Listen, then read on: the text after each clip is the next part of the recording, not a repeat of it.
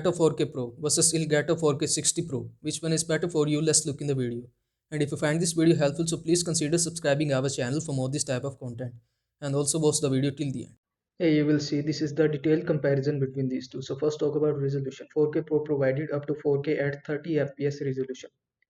And Pro provided up to 4K at 60 fps resolution. So 4 Pro is better. Now let's look at the frame rate. Pro provided 30 fps maximum at 4K and 60 Pro provided 60 fps maximum at 4K. So 60 Pro is better. Now let's look at the input slash output. 4K Pro provided HDMI 2.0 for both input and output, and it is also provided by 60 Pro, so both are equal. Now let's look at the HDR support.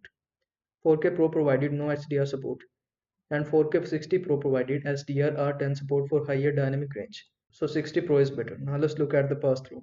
In 4K Pro, no pass-through feature is available, and in 4K 60 Pro support 4K HDR pass-through, so 60 Pro is better. Now let's look at the compression. 4K Pro provided H.264 and HEVC encoding, and it is also provided by 60 Pro, so both are equal. Now let's look at the software compatibility. 4K Pro provided compatible with Elgato Game Capture and OBS, and it is also available on 60 Pro, so both are equal. Now let's look at the system requirements.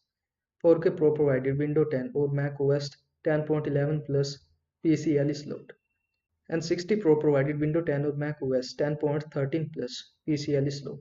So Pro is better. Now let's look at the price. The price of 4K Pro is lower in price compared to 4K 60 Pro, and the price of 4K 60 Pro is higher in price due to extra features. So Pro is better. I hope this video was helpful to you. Make sure to like this video and subscribe to my channel for more this type of content. Thanks for watching.